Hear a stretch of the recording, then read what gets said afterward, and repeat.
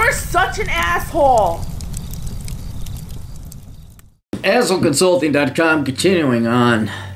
Helping you not become a fuck-up like me when you get to be my age. Hey, Aaron, first off, thanks for all you do, man.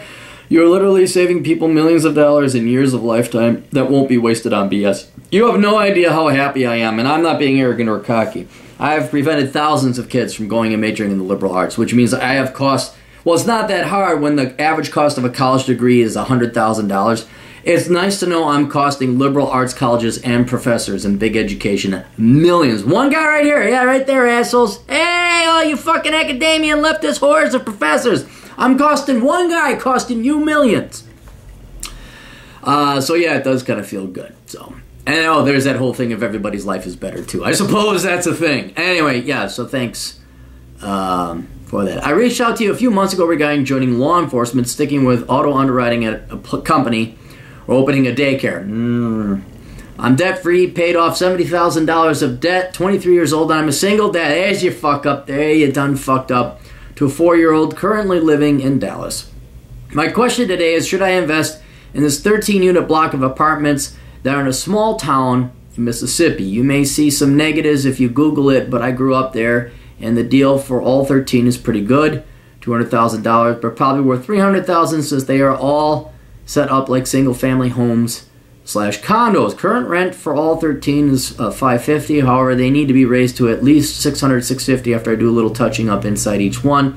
Now I'm having trouble finding a lender that will give me a commercial loan, but I came up with a backup plan, which is to take out a $50,000 personal loan, 8% interest for 5 years, and owner finance the $150,000 for 15 years. The owner is my grandmother, who's 71 years old, so I want to give her the $50K up front so she has something to live off of while I'm paying her $1,000 a month for the $150K balance. What is that? That seems a bit steep for interest. 1,000 times 12. $12,000 divided by 150. What is that? Oh, that's the 8%. Oh, boy, that's steep, man. Not that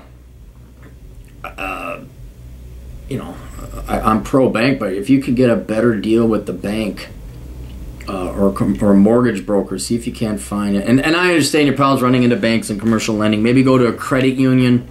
You should be able to shop around. If you could come up with $50,000 for a down payment, and you just don't tell them it's a loan, they should be able to find you $150,000 to finance the rest of it. All right, so that's owner finance. Okay, so your grandmother's going to do it. Take out a personal loan, 8%, 5 years.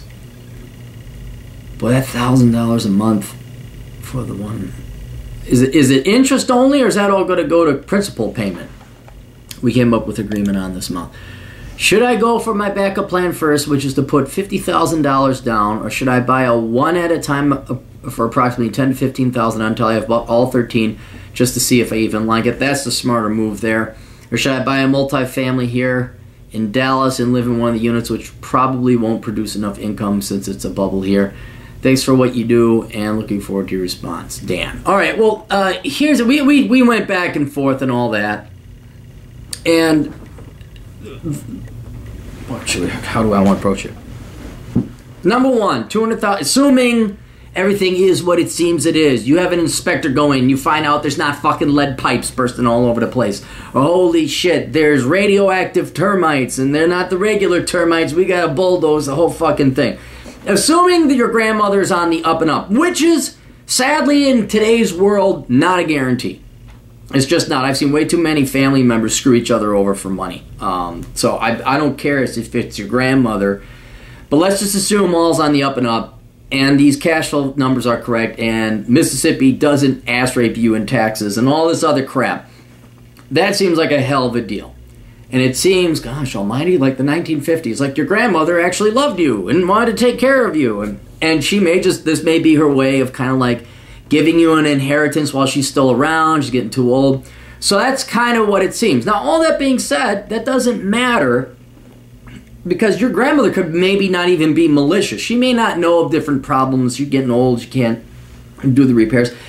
So what you have to do is make darn sure before you invest $200,000 on this thing, however you come up with the financing, is that there's nothing wrong with all these properties. You also have to make sure that the finances work. And this is a lesson for everybody. Everybody interested in rental property. Everybody, including my client. And we talked about before, this is where you got to get the Schedule E. And you say, what's the Schedule E? The Schedule E is basically the income statement of the rental property. And you take a look at it, and it will tell you whether or not that property is making money. Right? So you can do all these financial projections, you can take a look at rents, and you can calculate your interest expense and your mortgage payments and all, and you should. You absolutely should.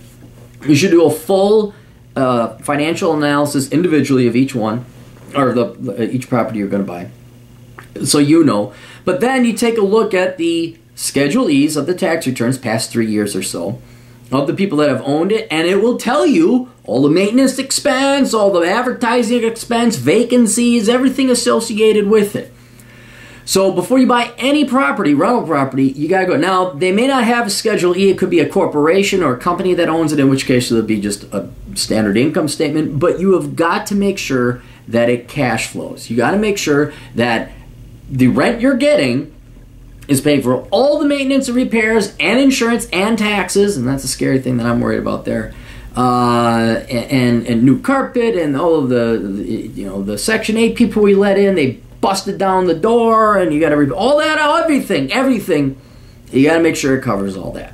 And I think at a price at $200,000 with a rent at let's do the numbers again. I had done them previously. 13 units at $650. Okay, $8,450 a month, and let's say it was $200,000. 3, and let's just do a regular, say 5%. The 8% seems high to me. That's $10,000 per year, and then probably some other expenses and but if that's your thing, then what was it? Hang on, 13 times 650, and that's per month. Times 12.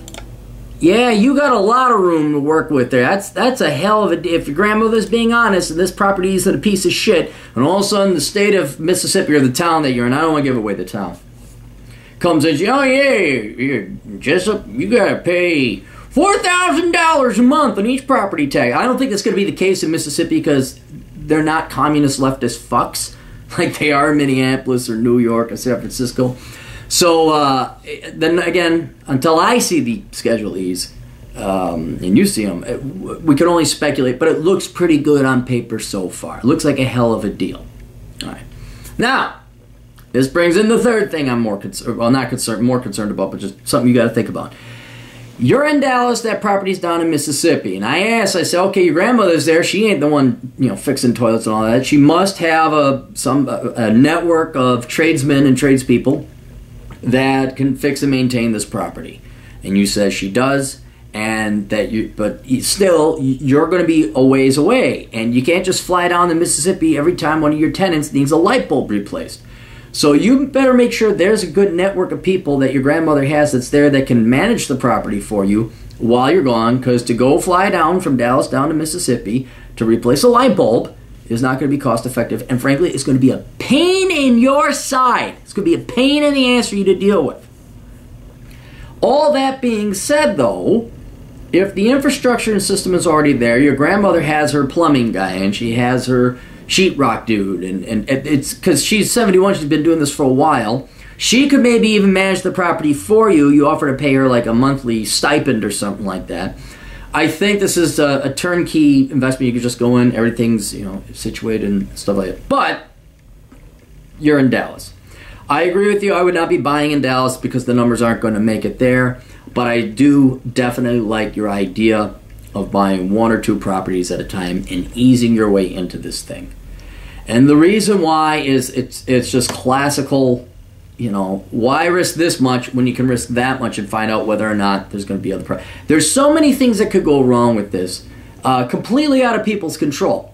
And again, I don't want to make it sound like your grandmother's, she's trying to unload this piece of crap property off of you. It's not that. It's just that you've never ran property before, you've never managed property before, and it's better to have like one property that you can afford. Learn your mistakes, learn your pros and cons, that when you buy the next property or the next properties, you're going to do it smarter and better. And what you could inevitably do is slowly buy your grandmother out of this without having to go to the bank or paying these egregious fees. So if I think that's probably your best option right now. Buy one or two. Go down there, visit your grandmother, hi grandma, and fix things up, take a look at them, have someone inspect them first. Figure stuff out. And this is not to say don't trust your grandma, it's like don't trust the property. You don't know what's wrong there. Have someone come in and inspect it. Work up the money, maybe even pay for one of these things cash, or you have a very low loan. You should be able to finance one or two of them, and then just run that for a year. See how that works. Then by that time, you're working up in Dallas, you're making your money, all right? These things cash flow, they're providing pretty good cash. Now here's the next thing. Now all of a sudden you got a year's worth of rental income.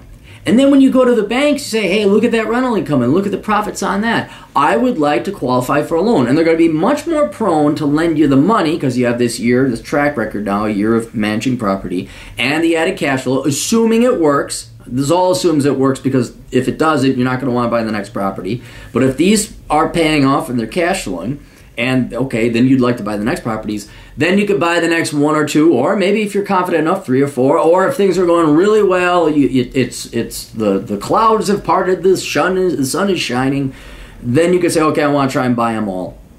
And then that's, again, having a good track record with positive cash flow. You're likely to find your chances of finding a bank to finance you, not at 8%, but at something more reasonable like 4, 4.5, 5, becomes a possibility in reality. The only thing I'm trying to think of was more location specific. You said it's a smaller town, so I mean, I'm not terribly worried about crime, but I am worried more about the trailer park element. I have not spent that much time in Mississippi. I just drove through its little poop end going across on the interstate, where it's like Alabama and them do that thing.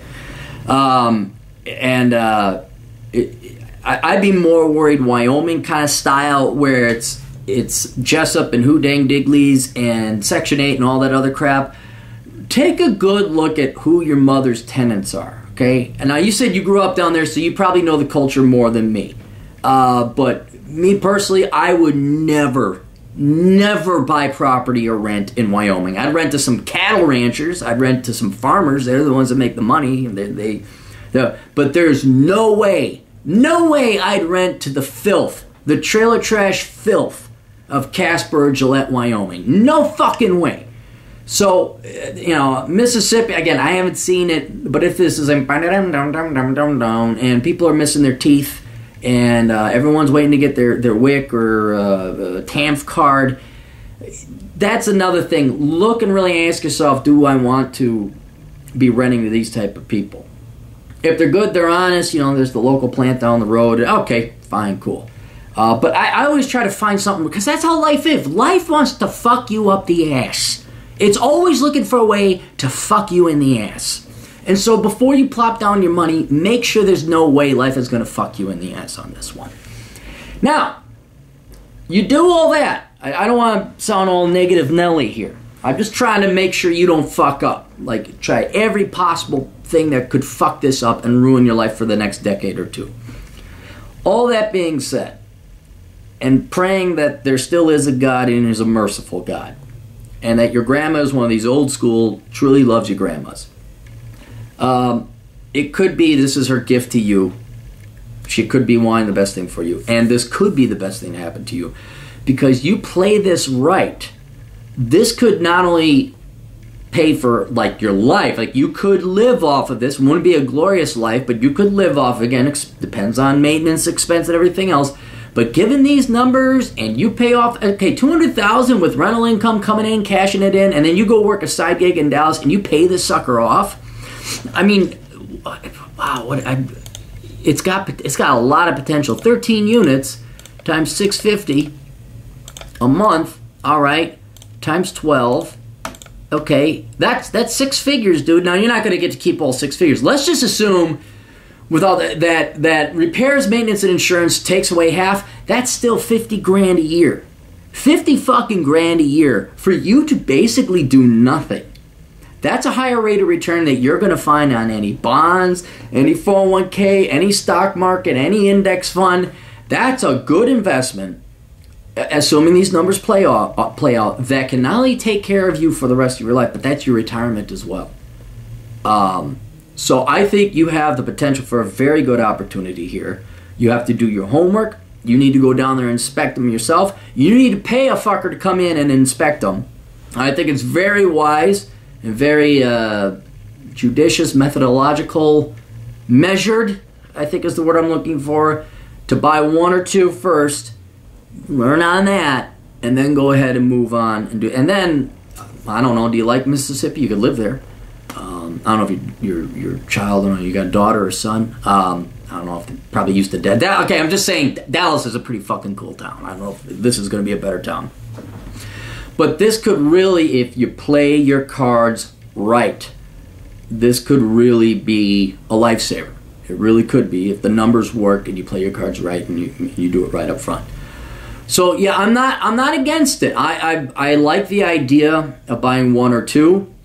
I think the idea of having your grandmother be the manager, like she's the property manager. She's not going to actually do it, but you say, Grandma, you know what, if you end up buying all of them, Grandma, I will pay you to call different people. You know, I'll give you free rent. She gets to live in one unit. And then the other 12 is your money makers. And in exchange for free rent that you give your grandma, she just calls, you know, oh, is there a plumber? Then she calls them. Oh, tenant number 7 has a problem, and unit number 7, she calls the electrician. And I think that would, yeah. So I'm cautiously hopeful, cautiously optimistic. As for the financing, I would, boy, that's, I would go buy one or two up front. It's just too much to, with $150,000 and $1,000 a month. That's I mean, is that paying down principal? Forget that. Let's leave the financing towards a year after you manage one or two properties on this estate, and then go from that. That's the most prudent measure and approach to take right there. So anyway, all right, you guys got questions? Go to assholeconsulting.com. We'll get that Schedule E, by the way. Get those Schedule E's. You can read my books on Amazon.com. You just go there and buy all those crazy books. Bachelor Pad Economics, we do talk about rental property. What else we got? Poor Richard's Retirement, Worthless, Reconnaissance, man, we got all those books. We got the Clarity Podcast. It's available on SoundCloud.com. That's about it. So we'll see you kids later. Toodles.